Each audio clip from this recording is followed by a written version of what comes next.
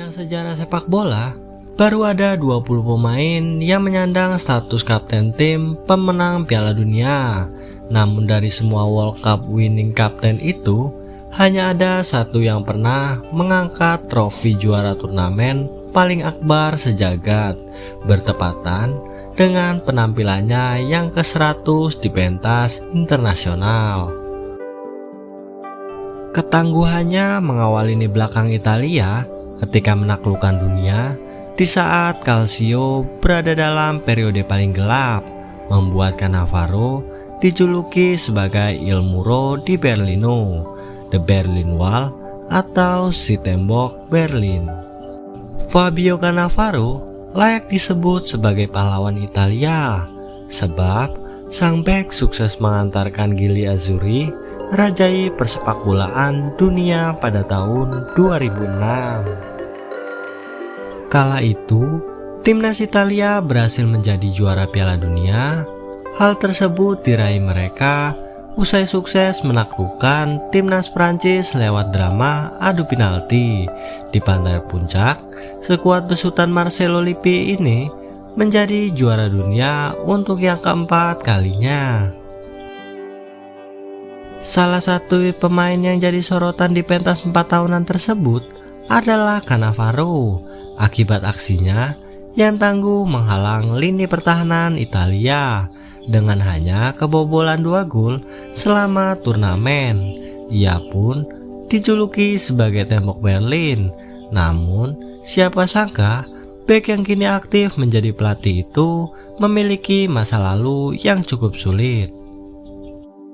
Cannavaro muda bermain sebagai gelandang kanan, namun ia merasa posisi itu bukanlah ditakdirkan untuknya.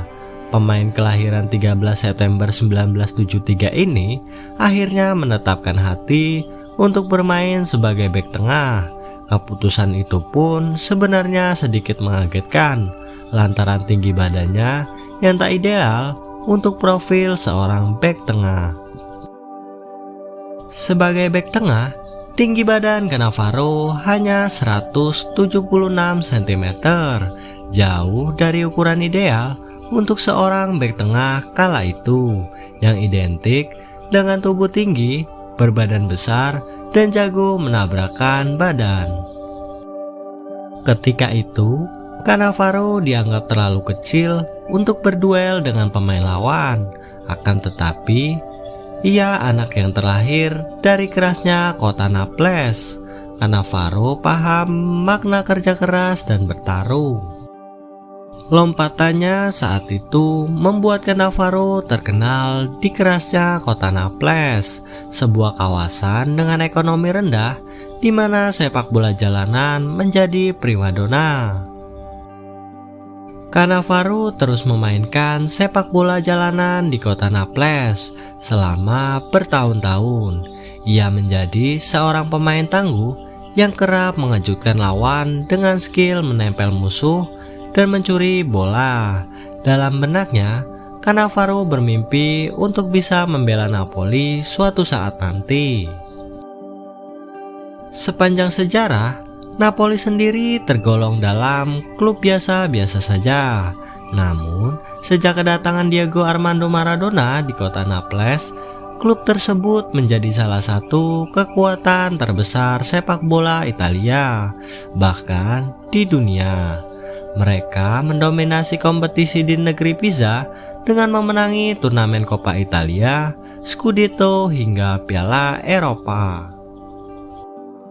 Saat Napoli mengalami masa jayanya, Cannavaro masih berusia 12 tahun.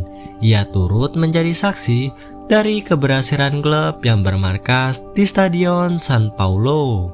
Cannavaro pun kerap menonton pertandingan Il Paltinobe dan merayakan kemenangan bersama klub idolanya. Setelah menunggu waktu yang cukup lama, Cannavaro akhirnya punya kesempatan untuk membela Napoli. Namun saat dirinya melakukan debut, masa kejayaan Napoli telah habis. Era Diego Armando Maradona telah berakhir, menyusul ditangkapnya sang legenda akibat terjerat kasus penyalahgunaan obat-obatan terlarang. Namun, karena sukses tampilkan permainan konsisten, Cannavaro direkrut oleh klub Parma pada musim panas 1995. Kala itu, Napoli mengalami masalah finansial hingga harus menjualkan aset mudanya tersebut. Tiba di Ennio Tardini pada usia 21 tahun, Cannavaro telah memulai kilau sejarah dalam karirnya. Bersama Parma, ia tumbuh menjadi bek yang luar biasa. Kekurangan dalam hal tinggi badan pun berhasil Cannavaro tutupi dengan kemampuan melompat yang sangat luar biasa.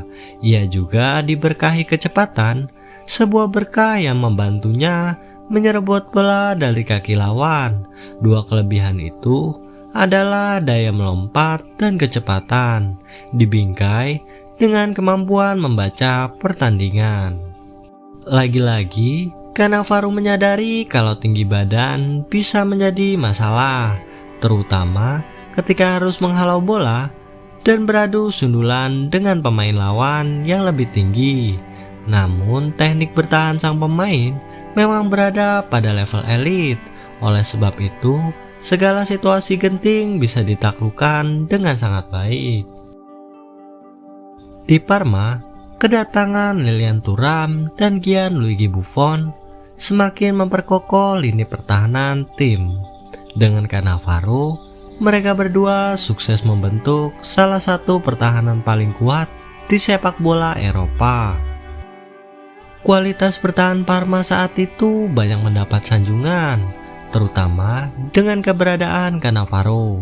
Bahkan, sebulan setelah jalani laga internasional melawan Irlandia Utara pada Januari 1997, Cannavaro diikutsertakan oleh pelatih Cesare Maldini ke dalam skuad Italia yang akan menjalani laga kualifikasi Piala Dunia melawan Inggris di Wembley. Meski saat itu ditugaskan untuk mengawal Alan Shearer, yang notabene merupakan striker house goal, Cannavaro sukses meredam kehebatan sang penyerang dengan baik. Setelah pertandingan mengesankan itu, ia terus menjadi andalan timnas Italia dalam berbagai laga.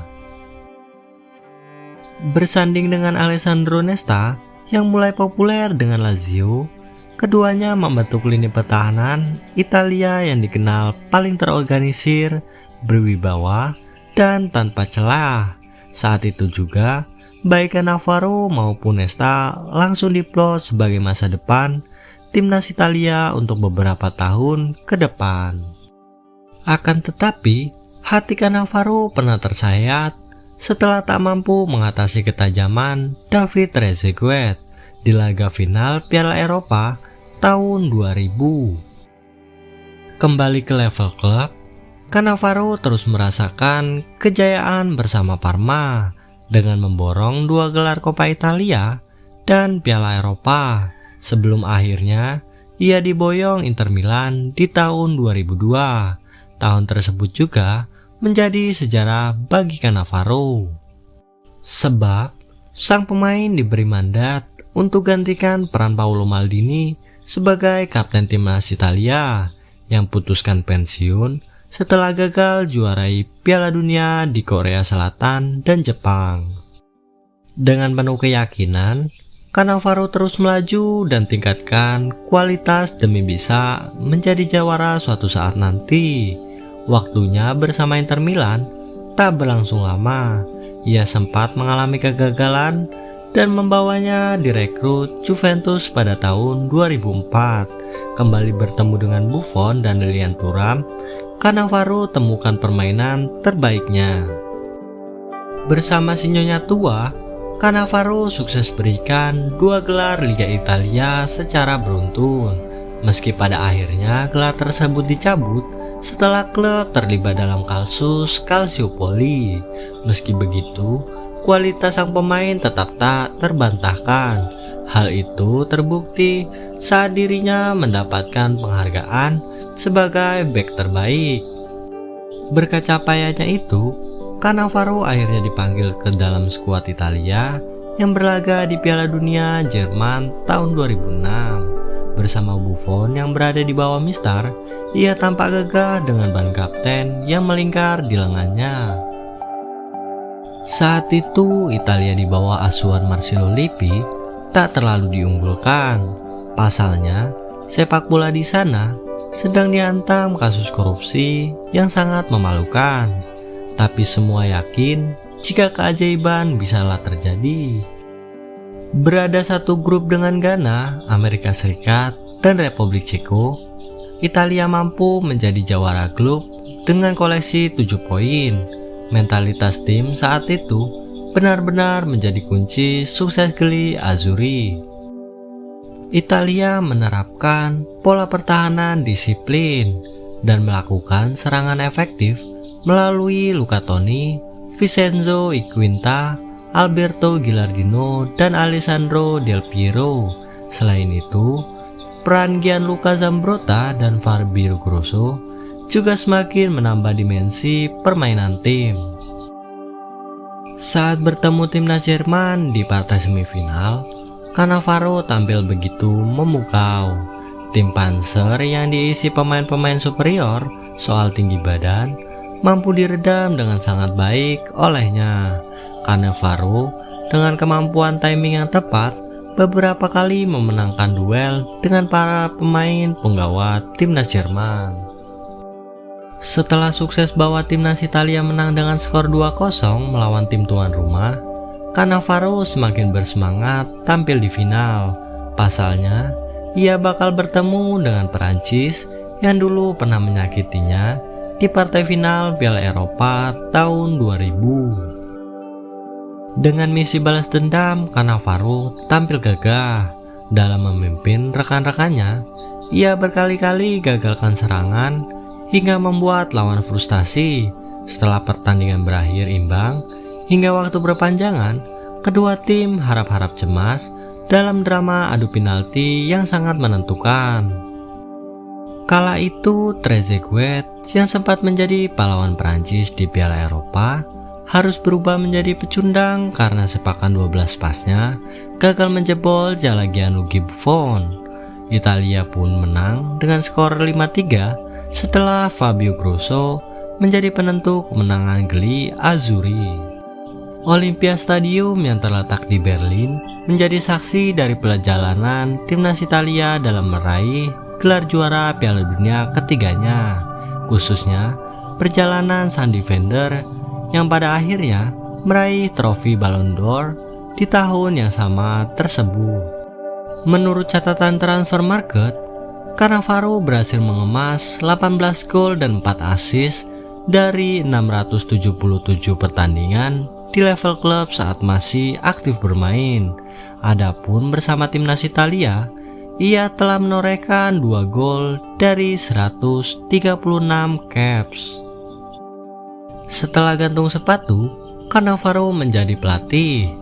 Kini ia sedang bekerja di klub asal Cina, Guangzhou Evergrande.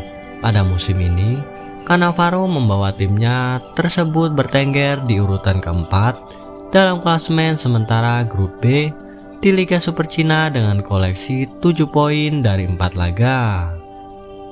Sekian pembahasan Mimin tentang si tembok Berlin Fabio Cannavaro. Semoga kalian terhibur. Kalau dari kalian ada yang mau request atau memberikan saran, tulis saja di kolom komentar. Dan juga jangan lupa bantu kami untuk mengembangkan channel ini dengan cara klik like, share, and subscribe. Terima kasih sudah mendengarkan. Sampai jumpa lagi di konten-konten berikutnya.